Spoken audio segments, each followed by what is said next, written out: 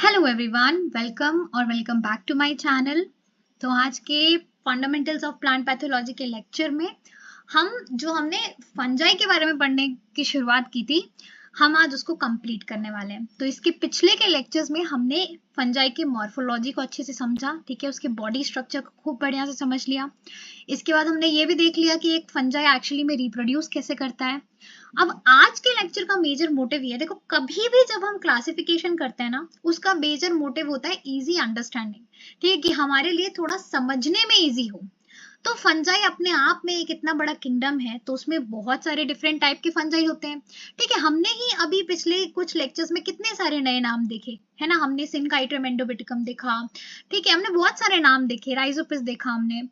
तो ये सभी फंजाई एक्चुअली में बहुत अलग अलग होते हैं एक दूसरे से, ठीक है। तो हम उनको एक्चुअली में कैटेगराइज करके हमारी अंडरस्टैंडिंग को इजी बनाते हैं। तो let this lecture be that only for you, ठीक है, ये आपकी अंडरस्टैंडिंग को इजी करने के लिए है, ना कि डिफिकल्ट करने के लिए, ठीक है। तो लेट्स गेट स्टार्टेड।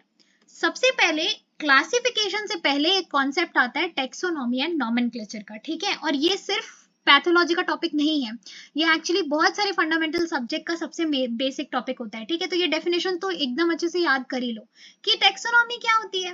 देखो टर्म तो बहुत कॉमन है, सुनते हम हमेशा है, एक्चुअली में इसका मतलब क्या है। टेक्सोनॉमी एक्चुअली 3 मेजर प्रोसेसेस से मिलकर बनी हुई होती है।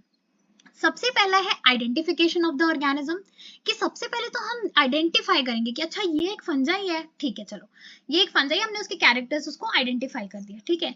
Second step is classification. Classification का मतलब होता है कि वो हमने एक फंजाई देखी, अब हम उसको क्या करेंगे कि जो उससे सिमिलर कैरेक्टर्स वाले फंजाई है उनको हम एक ग्रुप में डाल देंगे, ठीक है। तो वो उसकी हमने क्लासिफिकेशन की। And the final step of taxonomy is nomenclature, ठीक है, जहां पे हम साइंटिफिक नेमिंग करते हैं। तो taxonomy is the science of identification, classification and naming and then organising these organisms into a systematic framework, ठीक है। तो यहाँ पे हम फंजाई के क्लासिफिकेशन बेसिकली मॉर्फोलॉजी, जेनेटिक्स और रिप्रोडक्शन के बेसिस पे करते हैं, ठीक है। अगर हम एक टेक्सोनॉमिक हायरार्की को समझने की कोशिश करें तो ये हायरार्की कुछ इस वे में है। देखो सबसे पहले आता है आपका किंगडम, जो कि किंगडम फंजाई है। इसके बाद phylum, class, order, family, genus and then सबसे बेसिक यूनिट ऑफ क्लासिफिकेशन है स्पीसीज, ठीक है। स्पीसीज भी फर्दर कभी कभी वैरायटीज में डिवाइडेड होती है, ठीक है। Sub division as per requirement यहाँ पे हर कैटेगरी में आपको देखने को मिलेंगे। तो किंगडम फंजाई, यहाँ पे एक एग्जांपल लिया गया है सेकेरोमाइसीस सेरेविशी का, ठीक है, सेकेरोमाइसीस का। तो उसको हम समझते हैं, जैसे कि जो सेकेरोमाइसीस है वो सबसे पहले तो किंगडम फंजाई का मेंबर है।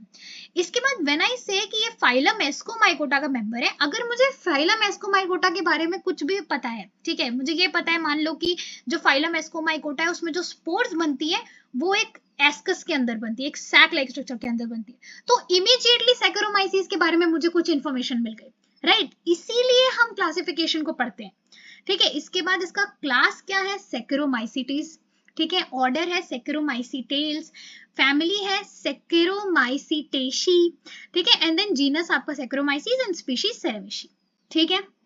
तो ये एक एग्जांपल था टेक्सोनॉमिक हायरार्की को शो करने के लिए, ठीक है। एक और चीज होती है एक्चुअली में, जो आपके डिविजन्स होते हैं ना, किंगडम के बाद डिवीजन, वो एंड होते हैं लास्ट में माइकोटा से। अगर सब डिवीजन है तो एंड होगा माइकोटिना से। क्लास एंड होती है माइसीटीज से, सब क्लास एंड होती है माइसीटीडेई से, ठीक है। ऑर्डर एल से और फैमिली एशी से, ठीक है।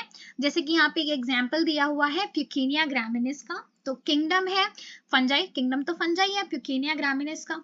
इसके बाद डिवीजन में क्या है, यू माइकोटा। तो एंड किससे हो रहा है, माइकोटा से हो रहा है। सब डिवीजन इज बेसिडियो माइकोटिना, ठीक है। बेसिडियो माइकोटिना से हमें क्या समझ में आता है, इस लेक्चर के बाद तो तुम एक एक टर्म से कुछ ना कुछ पॉइंट पकड़ लोगे। बेसिडियो माइकोटिना से हमें ये समझ में आता है कि एक तरीके का क्या है, मशरूम लाइक फंगस है जिसमें बेसिडियो का अर्क होता है, ठीक है। देन क्लास इसकी है टेलीमाइसीटीज, ऑर्डर है यूरेडिनेल्स, ठीक है। फैमिली प्यूकिनेशी, जीनस प्यूकिनिया, स्पीशीज आपकी ग्रामिनी, और यहाँ पे हम एक स्पेसिफिक वैरायटी पढ़ रहे हैं इस प्यूकिनिया ग्रामिनिस की, दैट इज ट्रिटिकी, ठीक है।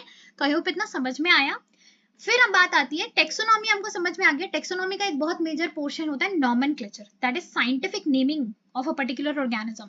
तो फंजाई का नॉमेनक्लेचर हम करते हैं under ICN, international code of nomenclature for algae, fungi and plants. ठीक है, ये एक इंपॉर्टेंट क्वेश्चन है, अगर 1 मार्क में पूछ ले तो डेफिनेटली कैन आस्क, है ना, कि कौन करता है नॉमेनक्लेचर फंजाई का? International code of nomenclature for algae, fungi and plants करते हैं। ठीक है, तो जब हम नॉमेनक्लेचर करते हैं, जब हम ये साइंटिफिक नेमिंग करते हैं, एक्चुअली बहुत सारे पॉइंट्स होते हैं जिनका हमें ध्यान रखना होगा।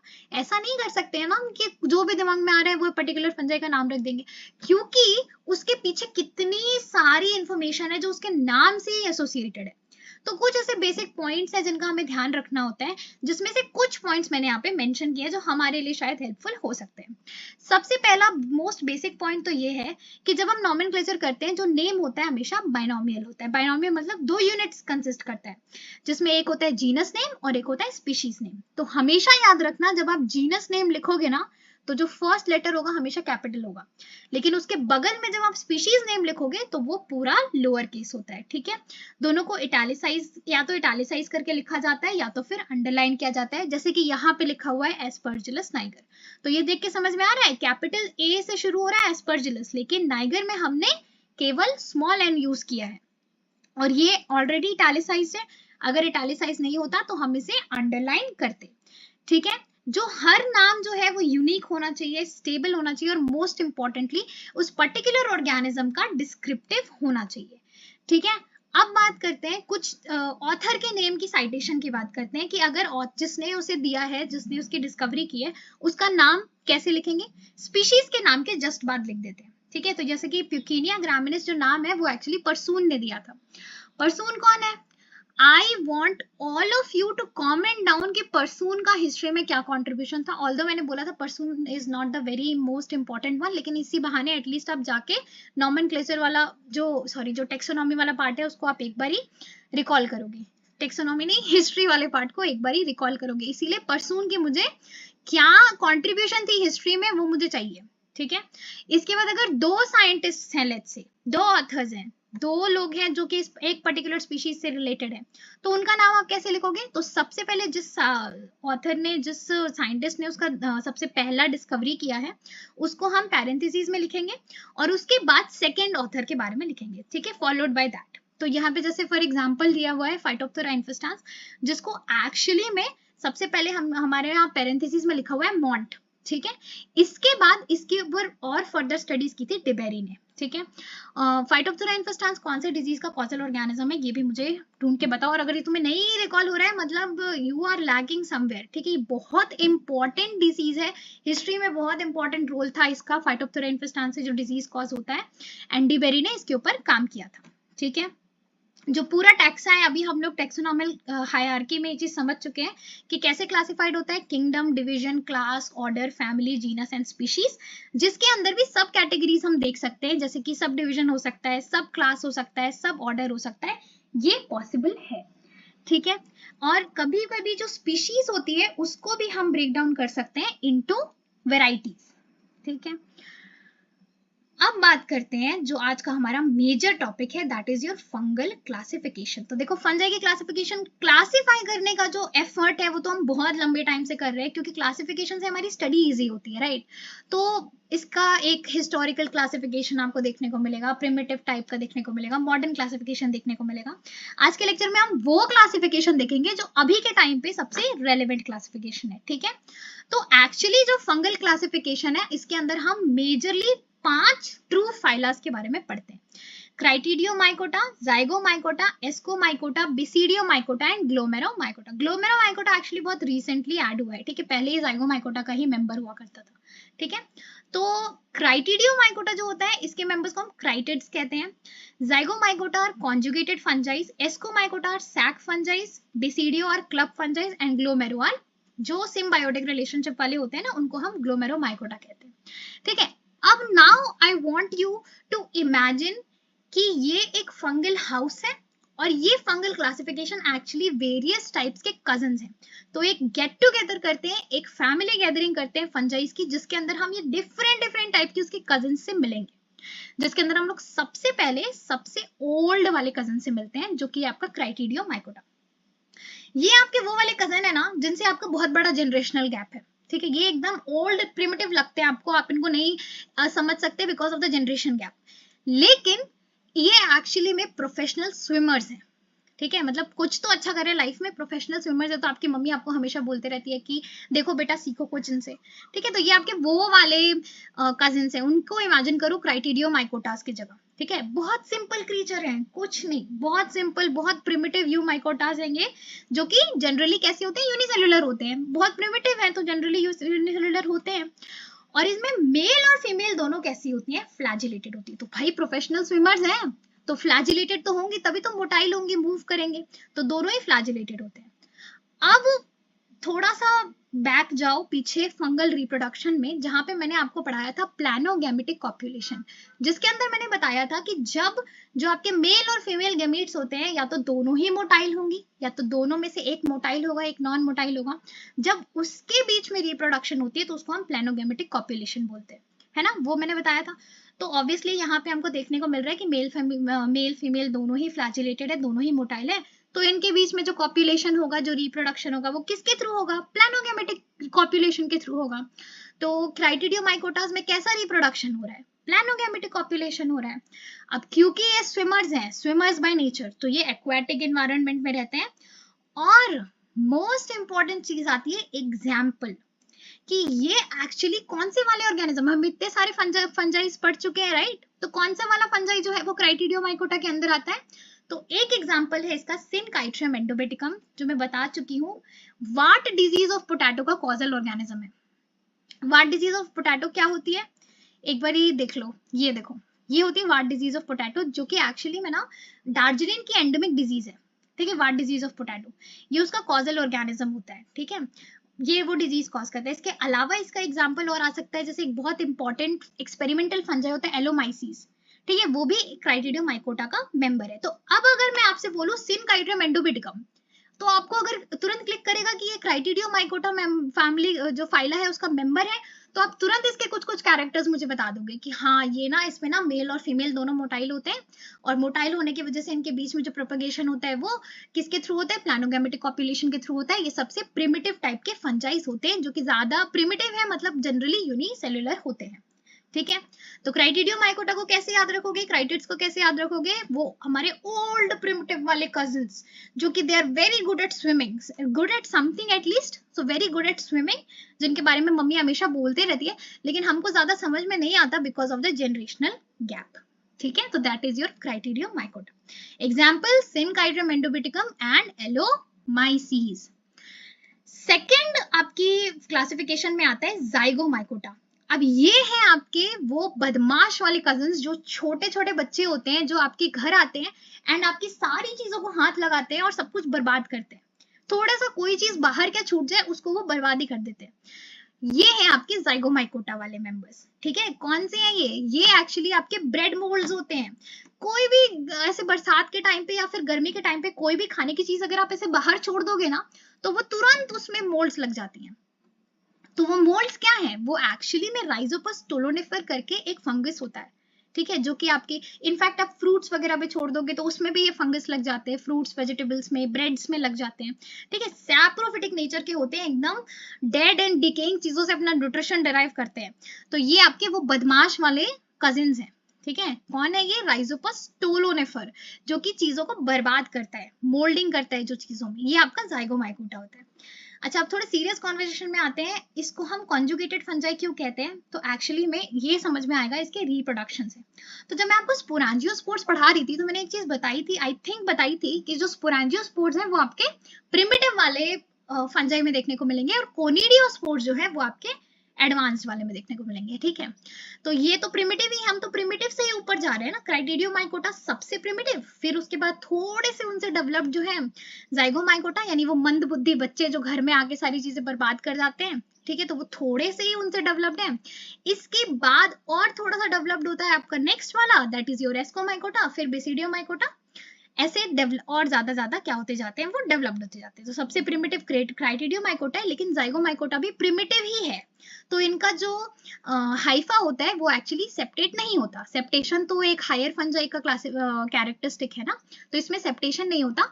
और ये स्पोरेंजियोस्पोर्स के थ्रू रिप्रोड्यूस करती है ना, यानी कि जो स्पोर्स हैं वो एक स्पोरेंजियम स्ट्रक्चर के अंदर बनते हैं और उसके थ्रू ये रिप्रोड्यूस करती हैं। ठीक है, तो ये तो एसेक्सुअल रिप्रोडक्शन हो गया। सेक्सुअल रिप्रोडक्शन एक्चुअली कॉन्जुगेशन के थ्रू होता है।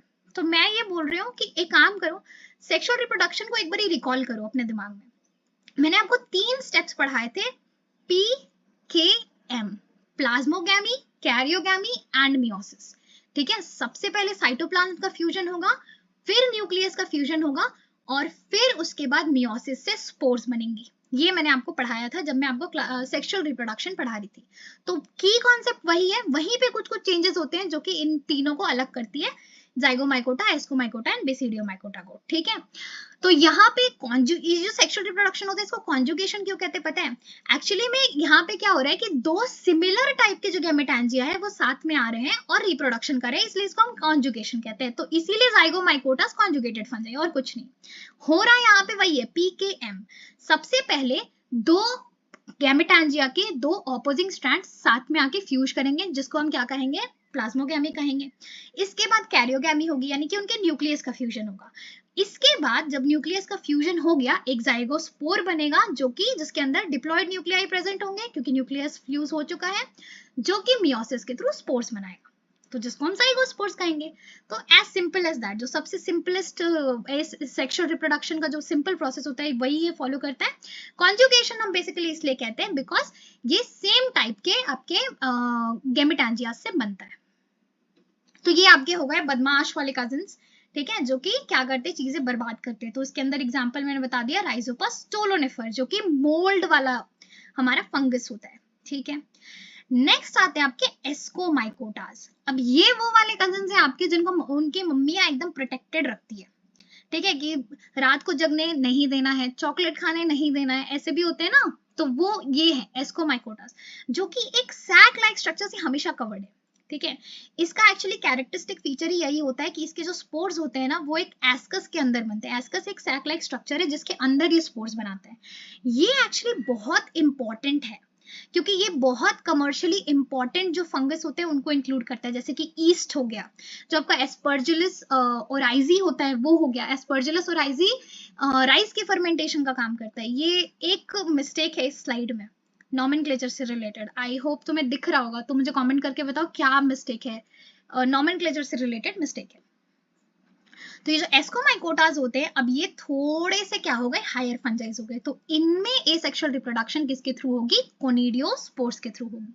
ठीक है, सेक्सुअल रिप्रोडक्शन में थोड़े से चेंजेस आते हैं। बेसिक स्टेप्स वही है, प्लाज्मोगैमी, कैरियोगैमी एंड मियोसिस। लेकिन सबसे पहले प्लाज्मोगैमी होगा, मेल स्ट्रेन अंथ्रीडियम बनाएगा, फीमेल स्ट्रेन गोनियम बनाएगी, साइटोप्लाज्म का फ्यूजन होगा। लेकिन ना कैरियोगैमी नहीं होती है, तुरंत नहीं होती है। एक्चुअली में साइटोप्लाज्म फ्यूज हो गए लेकिन तुरंत न्यूक्लियस फ्यूज नहीं होता है, पहले वो एक सैक लाइक स्ट्रक्चर बनाएगा। ठीक है, पहले वो एक एस्कस या एस्कोकार्प करके एक स्ट्रक्चर होता है जो वो पहले बनाता है, उसके बाद उसमें मियोसिस होगी और फिर स्पोर्स बनेंगे। ठीक है, तो बस यहाँ पे डिफरेंस यही है कि कैरियोगैमी थोड़े से लेट से होती है क्योंकि पहले वो एस्कोकार्प बना ले, उसके बाद उस सैक लाइक स्ट्रक्चर के अंदर आपके स्पोर्स बनते हैं। ठीक है, ये होता है एस्कोमाइकोटास। फिर आते हैं आपके बेसिडियोमाइकोटास। अब ये हमारे वो वाले कजिन्स हैं जो हमें सबको बहुत पसंद है। ठीक है, जो हमें अच्छी अच्छी चीजें बना बना के खिलाते हैं। ठीक है, इनको आप कैसे याद रख सकते हो? जो आपको, अच्छा, जिसने फर्स्ट सेमेस्टर में मशरूम प्रोडक्शन पढ़ा होगा तो उसको तो ये चीज पता ही होगी कि मशरूम्स जो होते हैं वो आपके बेसिडियोमाइकोटा फंगस होते हैं। तो जो हम मशरूम्स इतने एंजॉय करके खाते हैं ना, वो एक्चुअली में एक फंगस है। तो वो बेसिडियोमाइकोटा फैमिली का मेंबर है। ठीक है, जिसको हम क्लब फंजाई बोलते हैं। क्यों बोलते हैं? ये जो ऊपर के ये जो दिख रहा है ना, एक्चुअली में क्लब फंजाइज को इसलिए कहते हैं ना क्योंकि ये इस टाइप के फंजाइज होते हैं जिनका जो टर्मिनल सेल होता है, जो सबसे आउटर वाला सेल होता है, वो एक्चुअली थोड़ा सा स्वोलन होता है। ठीक है, और वो एक स्ट्रक्चर बनाता है जिसको हम क्लब कह सकते हैं, या उसको हम एक्चुअली में पैथोलॉजी के टर्म्स में बेसिडियम कहते हैं। तो यहाँ पे भी जो रिप्रोडक्शन है ना, देखो, एसेक्सुअल रिप्रोडक्शन कोनिडियास के थ्रू होगा या फिर फ्रेगमेंटेशन बडिंग के थ्रू हो सकता है, लेकिन सेक्सुअल रिप्रोडक्शन यहाँ पे भी एस्कोमाइकोटास के जैसे सेम होता है। वहां पे एस्कोकार्प बनने के लिए वेट हो रहा था, यहाँ पे बेसिडियोकार्प बनने के लिए वेट होता है, ठीक है। तो बेसिडियोकार्प क्या होता है, ये जो आपको स्ट्रक्चर दिख रहा है ना, ये आपका बेसिडियोकार्प है, इसी के नीचे एक्चुअली में स्पोर्स प्रोड्यूस होते हैं। तो हमने पांचों क्लासेस को पढ़ लिया है। एक्चुअली एक और क्लास होती है जो बहुत रिसेंटली एडेड है, जो मैंने बताया, ग्लोमेरुलोमाइकोटा।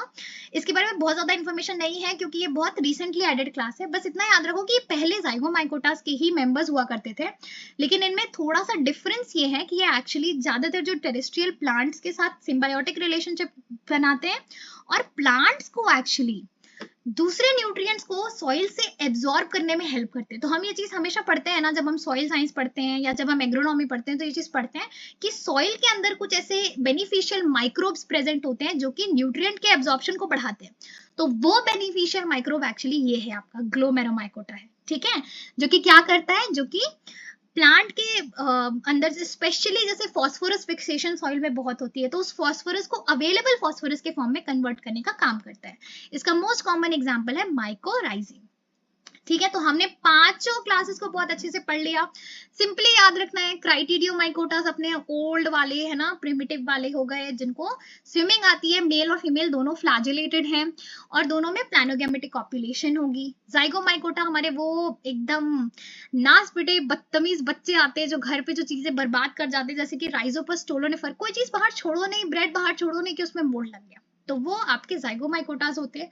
उनको हम कॉन्जुगेटेड फंजाइज कहते हैं क्योंकि उनके अंदर जो रिप्रोडक्शन होता है सेम टाइप के गैमेटैंजियास के बीच में होता है, उसको कॉन्जुगेशन कहा जाता है, ठीक है। फिर हमने पढ़ा एस्कोमाइकोटास, इसके अंदर भी सेम चीजें हैं, एस्कोमाइकोटास में भी कुछ डिफरेंस नहीं है, बस एक चीज डिफरेंट होती है, दैट इज की जो स्पोर्स है वो एक सैक लाइक स्ट्रक्चर के अंदर बनती है, जिसको हम एस्कोकार्प कहते हैं या एस्कस कहते हैं। तो जो रिप्रोडक्शन होता है ना, वो एक्चुअली थोड़ा सा रुक जाता है, मतलब प्लाज्मोगैमी होगी, फिर कैरियोगैमी होने के लिए पहले वेट करता है, वो अपने अराउंड एक स्ट्रक्चर बनाता है, फिर कैरियोगैमी होती है और उस स्ट्रक्चर के अंदर स्पोर्स बनते हैं। सेम बेसिडियोमाइकोटास में भी होता है। बेसिडियोमाइकोटास आपके फंजाई वाले, वो मशरूम वाले फंजाइज होते हैं, जो कि कैसे पहले बेसिडियोकार्प बनाएंगे, बेसिडियोकार्प के नीचे की तरफ से स्पोर्स बनेगा, एंड देन ग्लोमेरुलोमाइकोटा फाइनली हमारे बहुत, एक कजन नहीं होता हमारे फैमिली में जो कि बहुत जैसे शादियों में एकदम हेल्प करते रहते हैं, सबकी सारा काम करते हैं, ये वो वाले हैं, ठीक है। ये क्या करते हैं, बहुत अच्छा सिम्बायोटिक रिलेशनशिप प्लांट्स के साथ बनाते हैं। ये हमारे एनवायरनमेंट के लिए बहुत इंपॉर्टेंट वाले क्या हो गए, फंगस हो गए। तो यहाँ पे हमारा पूरा फंगस का टॉपिक होता है कंप्लीट। आपको कोई भी डाउट हो तो आप मुझसे कमेंट्स में पूछ सकते हो। मैंने जो क्वेश्चंस पूछे उसके आंसर मेक श्योर करो कि मुझे उसके आंसर्स आप कमेंट करके बताओ, ठीक है। तब तक के लिए नेक्स्ट लेक्चर में हम मिलेंगे with the new topic, that is your bacteria. तब तक के लिए thank you so much for watching the lecture.